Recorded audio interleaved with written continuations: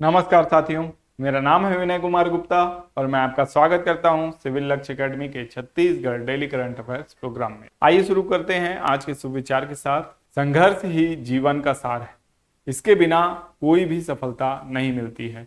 तो साथियों, जीवन में संघर्ष से कभी नहीं भागना चाहिए, डट कर मुकाबला करना चाहिए हर कठिन से कठिन परिस्थितियों का, क्योंकि कठिन परिस्थितियां ही इंसान को मजबूत बनाती हैं और सफलता तक पहुंचाती हैं। ठीक है, चलिए पहले प्रश्न की ओर चलते हैं।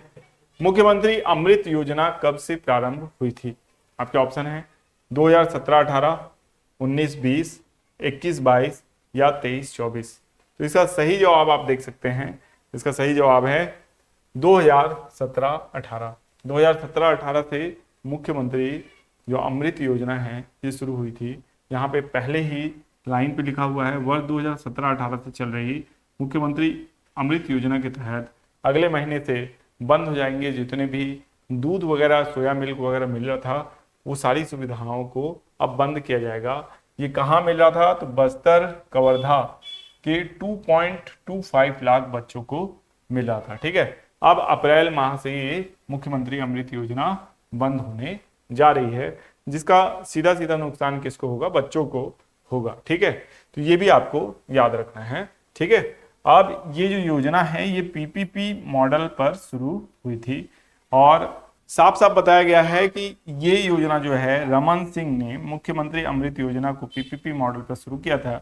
इसमें बीज निगम को एजेंसी बनाया गया था। स्कूल शिक्षा विभाग निगम को हर महीने एडवांस पेमेंट करता था। निगम सोया मिल्क कंपनी से बनवाकर जिलों तक पहुंचाता था। हर महीने 15 तारीख के पहले बीज निगम के पास डिमांड पहुंच जाती थी और अप्रैल की डिमांड भी अब तक नहीं दी गई है ना। तो अब अप्रैल की डिमांड नहीं दी गई है क्योंकि योजना को बंद किया जाना है। ठीक है, अमृत योजना के तहत 2024-25 में 5.71 करोड़ रुपए के बजट का प्रावधान किया गया था। विभाग की माने तो हर साल लगभग 6 से 7 करोड़ रुपए सोया मिल्क पर खर्च होते थे। ठीक है, तो ये भी आपको याद रखना है। ठीक है, तो ये पिछले वर्ष का जो बजट है वो 5.71 करोड़ का बजट था। ठीक है, तो ये सारी जो खबर है ये आपका किससे संबंधित है? मुख्यमंत्री अमृत योजना से संबंधित है और यही क्वेश्चन आपको एडीओ के एग्जाम में पूछा जा सकता है, आबकारी आरक्षक के एग्जाम में पूछा जा सकता है। कई बार बच्चे मुझसे ये सवाल पूछते हैं कि सर हमको सीजीपीएससी की तैयारी करनी चाहिए, सीजी व्यापम की या पटवारी की या जो भी वैकेंसी आती है उसकी तैयारी करनी चाहिए, कैसे तैयारी करें, किस पोस्ट को टारगेट करें। सीजीपीएससी सुन के बहुत बड़ा लगता है, तो क्या हमको उसकी तैयारी करनी चाहिए या व्यापम की तैयारी करनी चाहिए? तो देखिए, अभी तक जो मेरा अनुभव है और जितना सिलेबस को मैंने डीपली पढ़ा है उसे मुझे यही समझ में आता है कि देखिए सीजीपीएससी और व्यावसायिक परीक्षा मंडल है ना, यानी सीजी व्यापम, ये दोनों एग्जाम लेने वाली संस्थाएं हैं। ठीक है, आप पहले इस बात को अपने दिमाग में क्लियर रखिए। वनडे एग्जाम व्यावसायिक परीक्षा मंडल भी लेता है, वनडे एग्जाम सीजीपीएससी भी लेता है। हाँ, आप राज्य सेवा परीक्षा की तैयारी करना चाहते हैं या नहीं करना चाहते हैं आपकी मर्जी है, लेकिन अगर आप सीजीपीएससी प्री की तैयारी अच्छे से कर रहे हैं, जिसमें आप सीजीपीएससी प्री के पूरे सिलेबस को यानी आपका सीसेट वाला सिलेबस और जीएस वाला सिलेबस, ये दोनों को अगर आप अच्छे से प्रिपेयर कर रहे हैं तो आप सीजी व्यापम के लिए ऑलरेडी प्रिपेयर हो जा रहे हैं। ठीक है, सीजी व्यापम का जो सिलेबस रहता है उसके लिए आप ऑलरेडी प्रिपेयर हो जाएंगे और आपका जो लॉजिक है वो डेवलप होगा। क्वेश्चन आप ज्यादा सॉल्व करेंगे, क्वेश्चन बनाने के पैटर्न को आप समझेंगे, तो आप सीजी व्यापम के जो एग्जाम्स होंगे उसमें बाकी बच्चों से अच्छा परफॉर्म कर पाएंगे। इसलिए आप इस विभाजन में, इस दुविधा में बिल्कुल ना पड़े कि आप किसी एक आयोग या एक एजेंसी की परीक्षा की तैयारी ही करेंगे। आप सरकारी नौकरी प्राप्त करने की तैयारी कर रहे हैं और सरकारी नौकरी प्राप्त करने के लिए जो जो सिलेबस में है वो सब कुछ आपको पढ़ना पड़ेगा, चाहे वो एग्जाम आप सीजीपीएससी ले या सीजी व्यापम ले। इस बात को याद रखना है, क्योंकि सीजी व्यापम चपरासी की परीक्षा लेता है, कभी सीजीपीएससी भी ले लेता है, कभी सीजी व्यापम एसआई का परीक्षा लेता है, कभी सीजीपीएससी भी ले लेता है। तो कल को मान लीजिए नायब तहसीलदार का पोस्ट जो है वो सीजी व्यापम ले लिया, तो क्या आप बोलेंगे कि तहसीलदार की पोस्ट की तैयारी अब व्यापम लेता है तो व्यापम से ही करेंगे, है ना? कहने का मतलब ये एग्जाम्पल है। आरआई की पोस्ट कल को सीजीपीएससी ले लिया तो क्या बोलेंगे कि आरआई की पोस्ट तो सीजीपीएससी ले रहा है तो अब हम तैयारी नहीं करेंगे, ऐसा तो ऐसा सोचना गलत है। राज्य शासन जिस विभाग को, जिस एजेंसी को, परीक्षा एजेंसी को जो जिम्मेदारी दे देगा उसको वो निभाना पड़ेगा। चाहे पटवारी का एग्जाम ही सीजीपीएससी लेने लग जाए या सीजी व्यापम लेने लग जाए, दोनों में से कोई भी ले सकता है। जिसको भी राज्य शासन ये जिम्मेदारी दे देगी वो ये एग्जाम लेगा। दोनों ही आयोग जो है, आयोग और मंडल परीक्षा लेने के लिए बने हैं। हाँ, अंतर इतना ही है कि सीजीपीएससी जो है वो एक संवैधानिक संस्था है और व्यावसायिक परीक्षा मंडल जो है वो एक वैधानिक संस्था है, ठीक है। लेकिन दोनों ही अपने काम को कर रही हैं और सिलेबस लगभग दोनों का सेम होता है। राज्य शासन जो राज्य सेवा परीक्षा है उसको छोड़ दिया जाए तो बाकी सारी परीक्षाओं में सिलेबस ऑलमोस्ट सेम होता है। टेक्निकल एग्जाम्स को उसमें व्यापम में भी अलग होता है सिलेबस और पीएससी में भी अलग होता है, ठीक है। तो उसको छोड़ दिया जाए तो बाकी सामान्य सिलेबस दोनों में वही होता है। छत्तीसगढ़ विधानसभा के रजत जयंती समारोह में कौन शामिल होंगे, ठीक है। तो छत्तीसगढ़ विधानसभा की रजत जयंती समारोह की बात हो रही है, कौन शामिल होंगी यहाँ पे लिखा हुआ है, ठीक है। अब इससे आप अनुमान लगा सकते हैं, prime minister, president, governor general, none of this, ठीक है। तो गवर्नर जनरल तो वर्तमान में भारत में है नहीं, प्राइम मिनिस्टर एक पुरुष हैं तो ये भी नहीं होगा, प्रेसिडेंट जो है वो एक महिला है, तो यही इसका सही जवाब होगा। यहाँ पे साफ साफ हिंट भी दे दिया है, होंगी, ठीक है। तो महिला शामिल होंगी और वो हैं राष्ट्रपति द्रौपदी मुर्मू, ये शामिल होंगी। और जो रजत जयंती है वो छत्तीसगढ़ विधानसभा का होने वाला है, ठीक है। तो वहाँ 1 घंटे विधानसभा में भी ये रहेंगी, ये भी याद रखना है आपको। और 24 मार्च को, है ना, 24 मार्च को 1 दिवसीय प्रवास पर छत्तीसगढ़ ये आने वाली है, ठीक है। मिनट टू मिनट कार्यक्रम अभी जारी नहीं हुआ है। जानकारों का मानना है कि श्रीमती मुर्मू करीब 1 घंटे विधानसभा में रहेंगी, है ना, ये अनुमान है। देखिए अब ये फाइनल नहीं है, समाचार पत्र के माध्यम से जो खबर आई है उसी के माध्यम से हमने क्वेश्चन बनाया, ठीक है। विधानसभा सचिवालय राष्ट्रपति के आगमन की तैयारी में जुटा हुआ है, मतलब राष्ट्रपति का आना लगभग तय है। अगर कुछ ऐसा या कोई ऐसी इमरजेंसी नहीं आई तो राष्ट्रपति जरूर आएंगी, ठीक है। संसदीय कार्य मंत्री केदार कश्यप ने राष्ट्रपति द्वारा सभा को संबोधन के लिए सभा भवन के उपयोग की अनुमति देने का प्रस्ताव लाया है, ठीक है। तो इस तरीके से 24 मार्च को राष्ट्रपति छत्तीसगढ़ आने वाली हैं और ये एक बहुत बड़ी न्यूज है, बहुत बड़ी खबर है। और द्रौपदी मुर्मू जी को याद रखना है कि ये छत्तीसगढ़ आने वाली है, ठीक है। नेक्स्ट क्वेश्चन है, बस्तर पंडुम 2025 का आयोजन कब से कब तक आयोजित होगा, ठीक है। आयोजन कब किया जाएगा यानी कब से कब तक होगा, सीधी सी बात है, यही क्वेश्चन है। 2017-18 ये ऑप्शन जो है ये गलत हो गया है, ठीक है। ये ऑप्शन ये नहीं होना चाहिए था, यहाँ पे ऑप्शन डेट होना चाहिए था, ऑप्शन गलत हो गया है। इसका सीधा उत्तर देखते हैं हम लोग, ठीक है। तो 12 मार्च से 3 अप्रैल तक बस्तर पंडुम का आयोजन होना है। और ये जो बस्तर पंडुम है यहाँ पे आप देख सकते हैं, इसका ये पूरा लोगो है और लोगो में क्या क्या है ये सब कुछ बताया गया है, ठीक है। इसको आपको देख लेना है। देखिए यहाँ पे बताया गया है, यह गोंडी शब्द है जिसका अर्थ है बस्तर का त्योहार या उत्सव। इसमें ताड़ का पेड़ है, सल्फी का पेड़ है, इंद्रावती नदी है, वन भैंसा है, बिरिया ढोल है, ठीक है।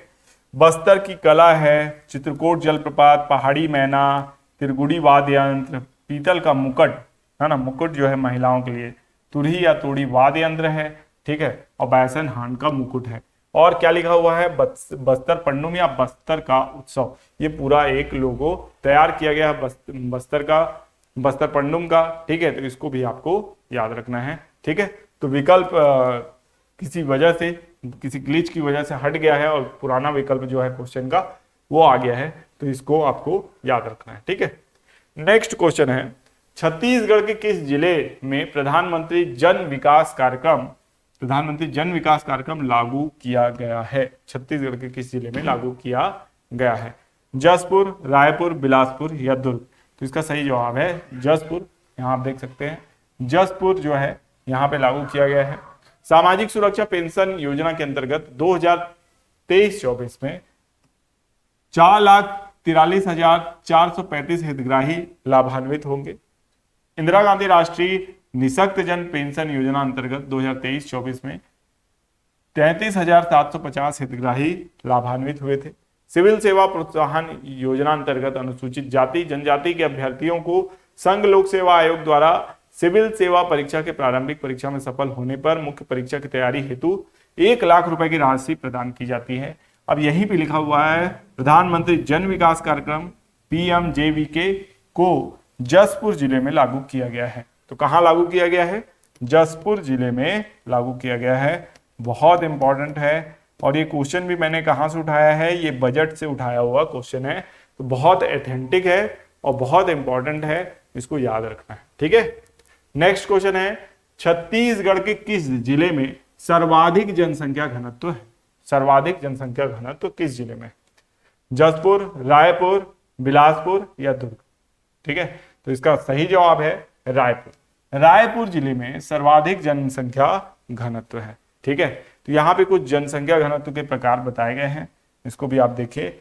उच्च जनसंख्या घनत्व जैसे कि बड़े शहरों जहां बहुत अधिक लोग एक छोटे क्षेत्र में रहते हैं, जैसे रायपुर की जिले की जनसंख्या घनत्व वर्ष 2025 के लिए सर्वाधिक 960 अनुमानित है। तो यहीं से ये क्वेश्चन उठाया गया है, ये आपको याद रखना है। 960 वर्ष 2025 के लिए रायपुर की का जनसंख्या घनत्व। जबकि उसके जस्ट बाद कौन सा है? रायपुर के जस्ट बाद कौन सा है? दुर्ग है। दुर्ग का कितना है? 845 है। फिर बिलासपुर है 602 है।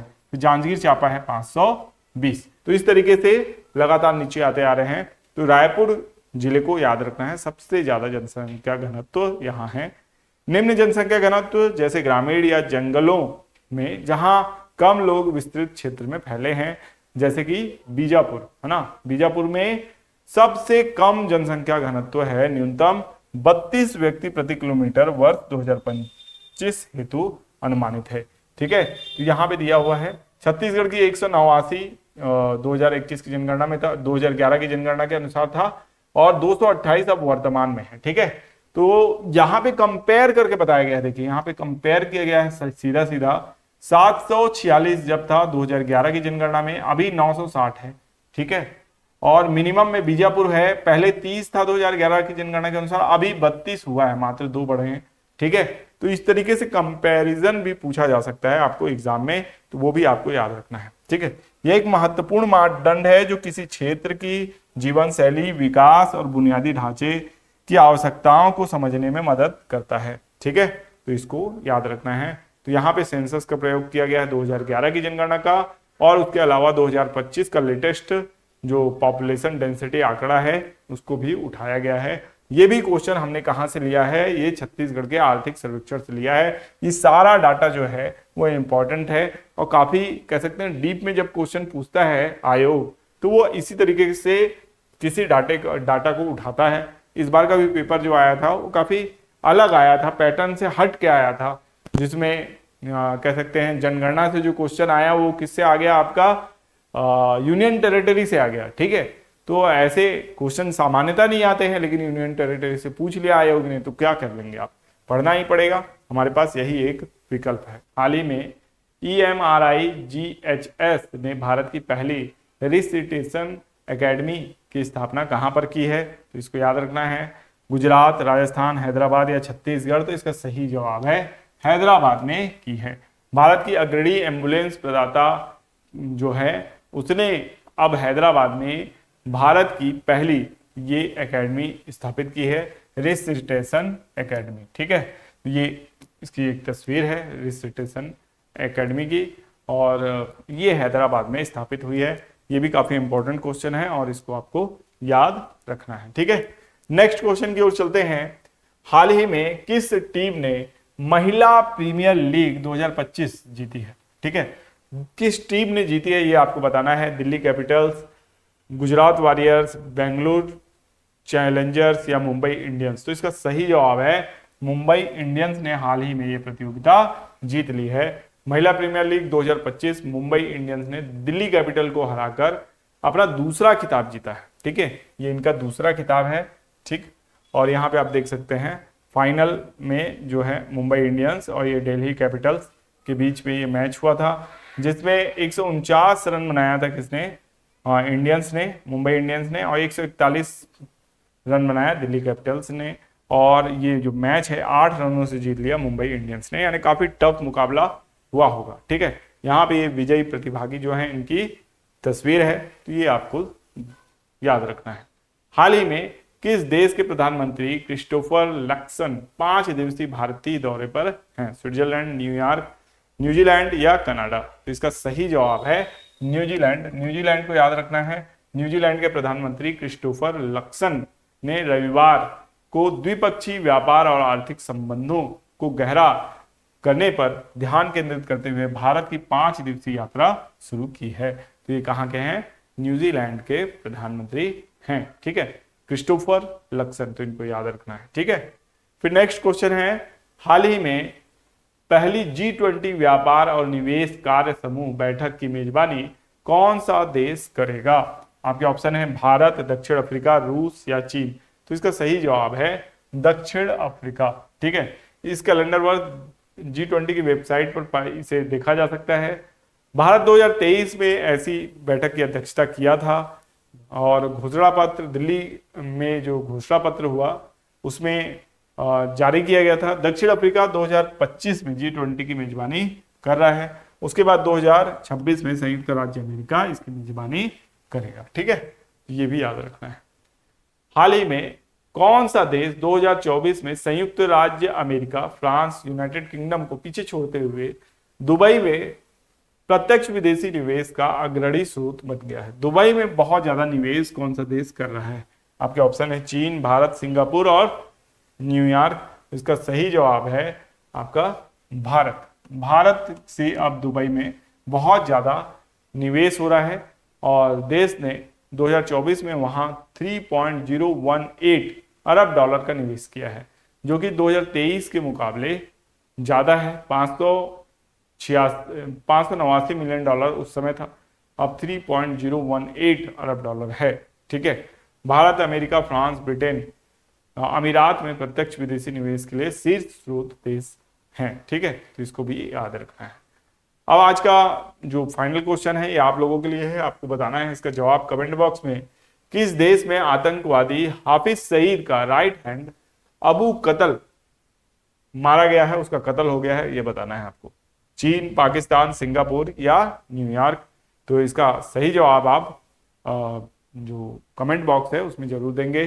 ठीक है, और अगर ये वीडियो आपको पसंद आया है तो वीडियो को लाइक जरूर करेंगे। देखिए, जितना ज़्यादा आप लाइक करेंगे उतना ज़्यादा यूट्यूब इस वीडियो को प्रमोट करता है। तो आपके लाइक्स जो है वो व्यू को बढ़ाने में ये कह सकते हैं महत्वपूर्ण भूमिका निभाते हैं। इसके अलावा टेलीग्राम चैनल में आपको वीडियो का PDF प्राप्त हो जाएगा। हमेशा की तरह टेलीग्राम चैनल का जो नाम है वो सिविल लक्ष्य एकेडमी है और इसका लिंक जो है वो डिस्क्रिप्शन बॉक्स में मिल जाएगा। ठीक है, और आपको ये भी याद रखना है कि हमारा इंस्टाग्राम चैनल भी है। इंस्टाग्राम में सिविल लक्ष्य एकेडमी उसे सर्च कीजिए और वहाँ पे भी ज्वाइन कर लीजिए।